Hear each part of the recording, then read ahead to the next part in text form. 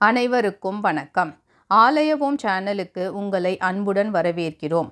இன்றைய பதிவில் நாம் தரிசிக்க இருப்பது சென்னைக்கு அருகில் செங்கல்பட்டு மாவட்டம் பரமேஸ்வரமங்கலம் கிராமத்தில் பாலாற்றின் நடுவில் அமைந்துள்ள அருள்மிகு கனகாம்பிகை சமேத கைலாசநாதர் திருக்கோயில். பாலாற்றின் தென்கரையில் அழகான சூழலில் அமைந்துள்ள இத்திருக்கோயில் 7ஆம் நூற்றாண்டில் பரமேஸ்வர பல்லவ மன்னனால் கட்டப்பட்டதாக கூறப்படுகிறது. இத்திருத்தலம் சென்னையிலிருந்து சுமார் 70 கிலோமீட்டர் தொலைவில் உள்ளது. முதலில் ஆலய தல வரலாறு பற்றி பார்ப்போம். இந்த கோயிலுக்கும் அருகில் சுமார் 1 கிலோமீட்டர் தொலைவில் நத்தம் கிராமத்தில் உள்ள செண்பகேஸ்வரர் கோயிலுக்கும் புராண தொடர்பு உள்ளதாக கூறப்படுகிறது.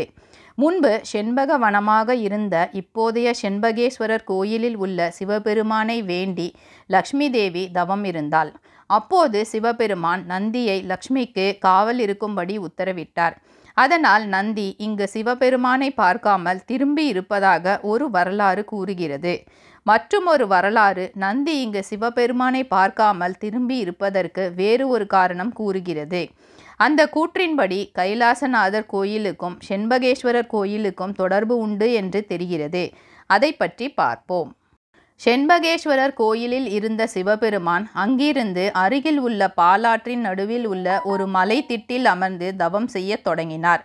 அப்போது அவரது தவ காட்சியை கண்ட வருண பகவான் மகிழ்ச்சியில் ஆனந்த மழை பொழிந்தார்.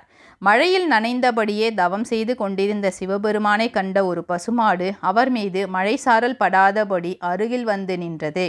அதை கண்ட ஒரு ராஜநாகம் இருவர் மீதும் மழை சாரல் விழாதவாறு பெரிய படமெடுத்து குடைபோல் காத்து நின்றது.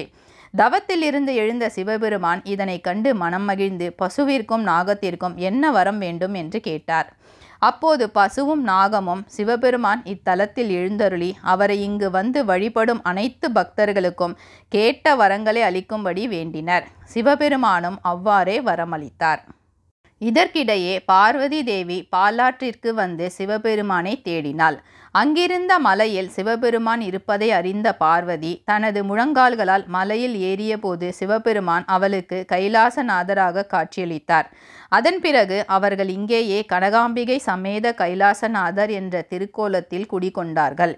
ஆகையால் செண்பகேஸ்வரர் கோயிலில் இருந்த நந்தி இன்றும் கைலாசநாதர் கோயிலை நோக்கி சிவபெருமானின் வருகையை எதிர்பார்த்த வண்ணம் அமர்ந்துள்ளார் என்று கூறப்படுகிறது. இத்தலத்தின் கருவறை மண்டபத்திற்கு முன்பு கைலாசநாதர் தியானத்தில் அமர்ந்த நிலையில் அவர் மீது நாகம் குடையுடனும் காமதேனு அவர் மீது பாலூற்றுவது போலவும் அமைந்துள்ள சிலை இந்த வரலாற்றிற்கு சான்றாக உள்ளது. மேலும் பார்வதி சிவனை தேடி மலை மீது முழங்கால்களால் ஏறும்போது உண்டான அடையாளங்கள் இத்தலத்தில் காணப்படுகின்றன. அடுத்து ஆலயத்தை தரிசிப்போம்.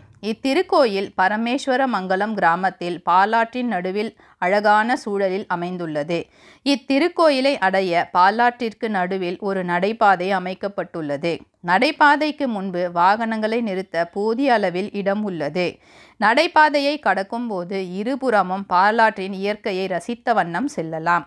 நடைபாதையை கடந்ததும் வலதுபுறம் முதலில் காலபைரவர் சன்னதி உள்ளது. அதையடுத்து சில படிகள் ஏறி சென்றால் பிரம்மாண்ட வடிவில் உயரமான குரு தட்சிணாமூர்த்தி தெற்கு நோக்கி பக்தர்களுக்கு அருள்பாலிக்கிறார். இவர்களை தரிசித்து முடித்ததும் நடைபாதையில் இருந்து நேராக சில படிகளை கடந்து மூலவர் கோயிலுக்கு செல்கிறோம். கோயிலுக்கு இடதுபுறம் கருவறை மண்டபம். மண்டபத்திற்கு முன்பு பலிபீடம் மற்றும் நந்தி காணப்படுகிறது. இங்கு கொடிமரம் இல்லை. கருவறை சன்னதிக்கு முன்பு இடதுபுறம் விநாயகரும் வலதுபுறம் முருகன், காமதேனு, நாகம், சிவலிங்கத்துடன் இருப்பது போல சிலையும் நாகர் சிலையும் அமைந்துள்ளன. அடுத்து கருவறை மண்டபத்தில் தனி சன்னதியில் கைலாசநாதர் லிங்க வடிவில் கிழக்கு நோக்கி பக்தர்களுக்கு காட்சி தருகிறார். கருவறை மண்டபத்தில் உள்ள மற்றுமொரு சன்னதியில் கனகாம்பிகை அன்னை கம்பீர தோற்றத்துடன் 5 அடி உயரத்தில் அமைந்த பத்ம பீடத்தில் நின்ற கோலத்தில் தெற்கு நோக்கி தரிசனம் தருகிறார். கருவறை மண்டபத்திற்கு வெளியே விநாயகர், தட்சிணாமூர்த்தி, மகாவிஷ்ணு, பிரம்மா மற்றும் துர்க்கை உள்ளனர். ஆலய பிரகாரத்தில் விநாயகர் சன்னதி, வள்ளி தெய்வானை சமேத சுப்பிரமணியர் சன்னதி, நவகிரக சன்னதி மற்றும் சண்டிகேஸ்வரர் சன்னதி உள்ளன. ஆலய தலவிருட்சம் வில்வமரம், தீர்த்தம் பாலாறு.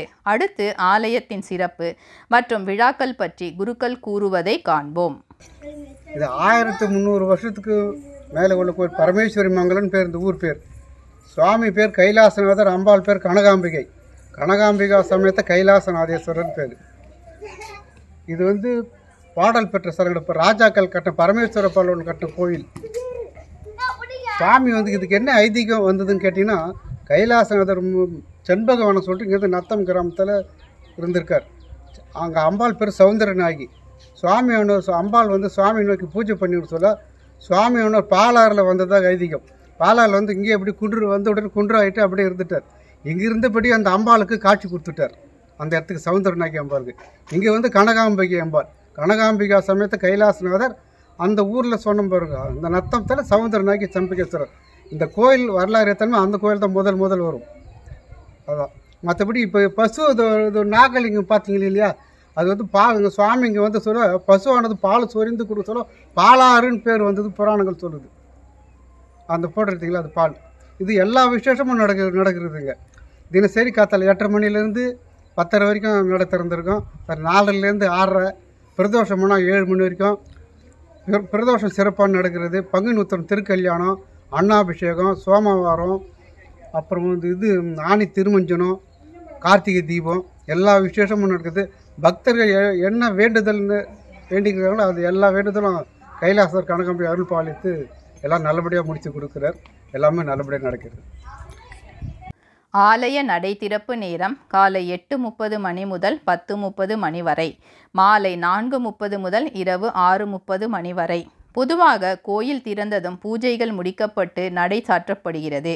எனவே பக்தர்கள் கோயிலுக்கு செல்லும் முன்பு குருக்களை தொடர்பு கொண்டு செல்வது நல்லது. ஆலய தொடர்புக்கு அலைபேசி எண்கள் 8940281959 9790070473 8072723944. எப்படி செல்வது? இத்திருத்தலம் சென்னையிலிருந்து சுமார் 70 கிலோமீட்டர் தொலைவில் உள்ளது.